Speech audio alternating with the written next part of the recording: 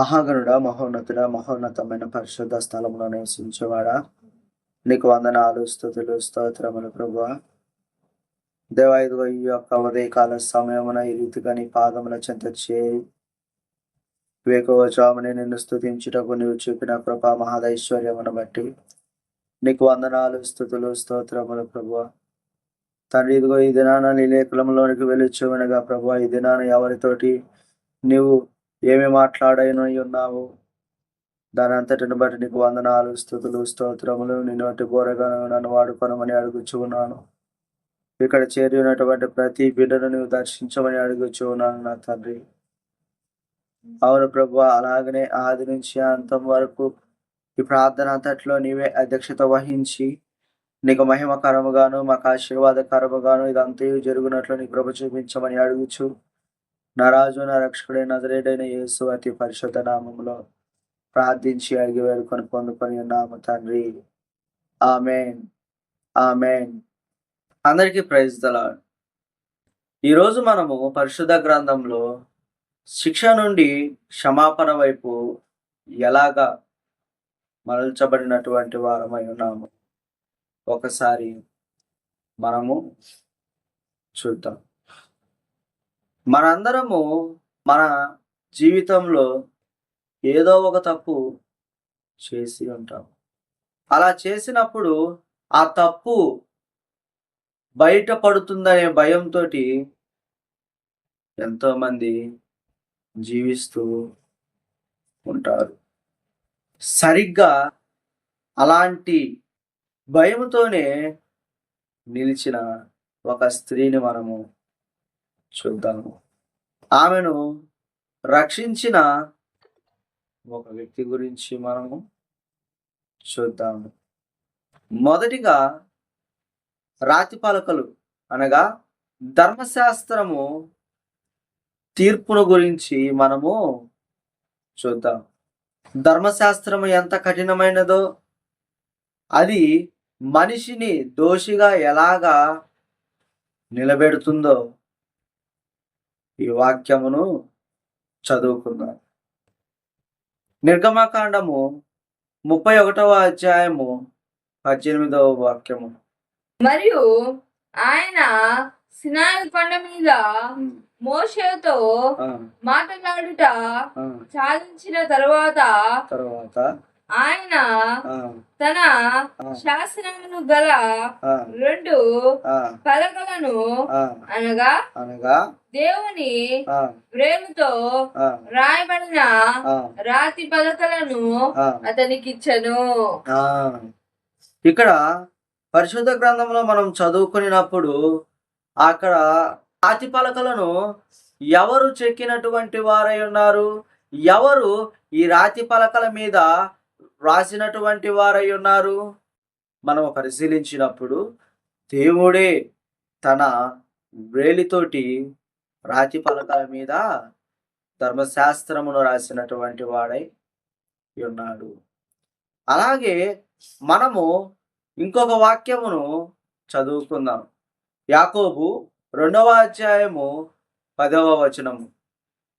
ఎవడైనను ధర్మశాస్త్రం అంతయు గైకొనియు ఒక ఆజ్ఞ విషయంలో తప్పిపోయిన ఎడల ఆజ్ఞలన్నిటి విషయంలో అపరాధి అగును. ఇక్కడ ఏమని సెలవిచ్చున్నటువంటి వాడై ఉన్నాడు?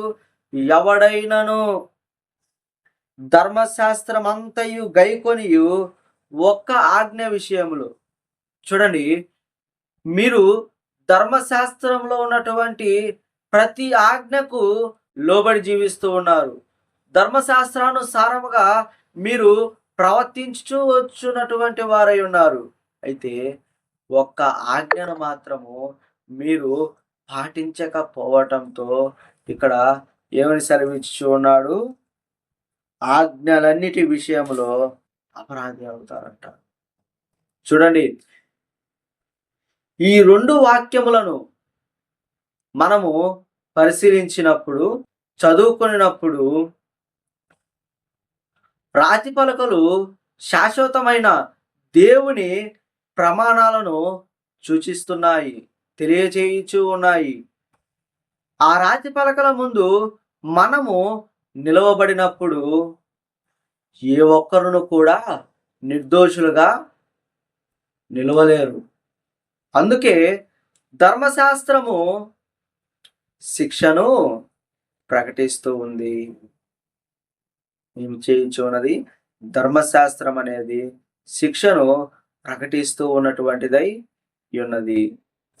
ఇప్పుడు యేసుక్రీస్తు కృపను గురించి ఆయన నేల మీద వ్రాసినప్పుడు జరిగినటువంటి మార్పును గురించి ఈ లేఖనములతో మనము చదువుకుందాం. యోహాను సువార్త 8వ అధ్యాయము 6-8 వచనాలు. ఆయన మీద నేరము మోపవలనని ఆయనను శోధించుచు ఇలాగున అడిగిరి. అయితే యేసు వంగి నేల మీద వేలుతో ఏమో రాయుచుండెను.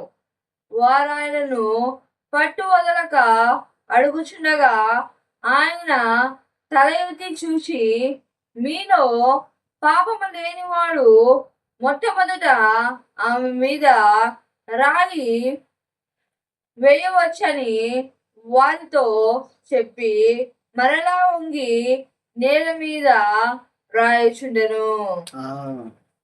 ఇక్కడ లేఖనములను మనము పరిశీలించినప్పుడు, లేఖనములను మనము చదువుకొనుచు ఉన్నప్పుడు ఇక్కడ తెలియజేయచ్చు ఉన్నటువంటి వారు ఉన్నారు. ఆయన మీద నేరము మోపవలనని ఆయనను ఇలాగున వారు అడుగుచూ ఉన్నటువంటి వారై ఉన్నారు. ఏమని అడుగుచూ ఉన్నారు? అయ్యా, ఇదిగో ఈ స్త్రీ పాపము చేస్తూ పట్టబడింది. అయితే ధర్మశాస్త్రం ప్రకారము ఈ స్త్రీని రాళ్లతో కొట్టి చంపివేయాలి. దీనికి నీవు ఏమి తెలియజేస్తావు? దీనికి నీవు ఏమి పలుకుతావు అని ఆయనను అడిగినప్పుడు ఆయన నేల మీద వంగి వేలితో ఏమో రాయిచ్చు ఉన్నటువంటి వాడై ఉన్నాడంట. చూడండి, ఇక్కడ ఏమి చేయించున్నాడు? నేల మీద వంగి ఏదో వ్రాయిచ్చు ఉన్నాడు. ఆయన అలాగ రాస్తూ మొదట ఒక మాట పలికినటువంటి వాడై ఉన్నాడు. ఏమని? మీలో ఏ పాపము లేని వాడునో మొదట ఈమె మీద రాయి వేయవచ్చాయనని వారితో చెప్పినప్పుడు వారందరూ కూడా మౌనులై నిలబడినటువంటి వారై ఉన్నారంట. అలాగనే మనము ఇంకొక లేఖనమును చదువుకుందాం. యోహాను 1వ అధ్యాయము 17వ వచనము. ధర్మశాస్త్రము మోషే ద్వారా అనుగ్రహింపబడెను, కృపయు సత్యమును యేసుక్రీస్తు ద్వారా కలిగెను. హల్లెలూయా. ఏమని తెలియజేయుచున్నాడండి ఇక్కడ? ధర్మశాస్త్రము ఎవరి ద్వారా అనుగ్రహింపబడిందంట? మోషే ద్వారా అనుగ్రహింపబడితే, అయితే ఇక్కడ కృపయు కనికరమును ఎవరి ద్వారా మనకు అనుగ్రహింపబడ్డాయంట? యేసుక్రీస్తు ప్రభుల వారి ద్వారా అనుగ్రహించబడినటువంటివి ఉన్నాయంట. ఈ 2 లేఖనములను మనము పరిశీలించినప్పుడు కానీ, చదువుకున్నప్పుడు కానీ, చూచినప్పుడు కానీ మనకు ఒక విషయం అనేది అర్థమవుతుంది. రాతి పలకల మీద ఉన్న ధర్మశాస్త్రము ఆమె చావాలని తీర్పు తీర్చింది. కానీ యేసు నేల మీద వ్రాయటము ద్వారా వారి మనస్సాక్షిని తాకారు కనుక ఎవరును కూడా ఆమెను ఏమీ కూడా చేయలేకపోయినటువంటి వారై ఉన్నారు. చేయను కూడా చేయలేదు. కానీ మనము అక్కడ ప్రభువును చూచినప్పుడు ఆయన ఆమె పాపమును రాయి మీద చెక్కలేదు, కానీ మట్టి మీద రాసి గాలికి చెదిరిపోయేలాగా చేశారు. అంటే ఆయన ఆమె పాపాన్ని తొలగించినటువంటి వారై ఉన్నారు. ప్రియమైన వారులారా, గమనించండి, నిర్గమాకాండంలో దేవుడు రాతి మీద వ్రాశాడు. అది మనిషికి తన పాపాన్ని చూపించడానికి గంభీరమైన హెచ్చరికగా నిలిచింది. కానీ యోహాను 8వ అధ్యాయంలో యేసుక్రీస్తు ప్రభుల వారు నేల మీద వ్రాశాడు. అది మనిషిని శిక్ష నుండి తప్పించడానికి, కరుణను చూపించడానికి సహాయపడుతుంది. పాత నిబంధనలో ఆ రాతి పలకలు అడిగిన పాపాన్ని క్రొత్త నిబంధనలో యేసుక్రీస్తు ప్రభుల వారు తన కృపతో చెరిపివేసినటువంటి వాడై ఉన్నాడు. ఇంకా మనలో ఎవరైనా పాపంలో ఉండి సమాజం వేసే రాళ్లకు భయపడుతుంటే గుర్తుంచుకోండి, యేసు మీకోసం నేల మీద వ్రాసినటువంటి ఆ వ్రాత ఇప్పటికీ కూడా నిలిచి ఉన్నది. చివరిగా ఒక మాట చెప్పుకొని ముగించుకున్నాము.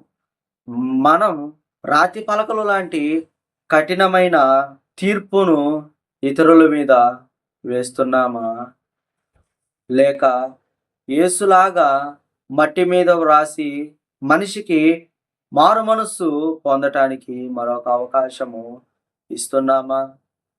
దేవుడు మనకు రాతి పలకలను ఇచ్చింది మనల్ని మనము సరిచేసుకోవటానికి.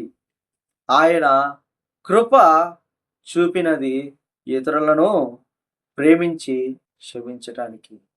చూడండి, ఇక్కడ రెండు దేవుడే వ్రాసినటువంటి వాడై ఉన్నాడు. కానీ ఇక్కడ ఆ రెండిట్లో ఉన్నటువంటి అర్థములను మనము పరిశీలించినప్పుడు ఇంతవరకు చెప్పుకొనిన దానిని బట్టి రాతి పలకల మీద రాసినవి శాశ్వత కాలము నిలిచి ఉంటాయి, మట్టి మీద వ్రాసినవి చెరిపివేయబడతాయి.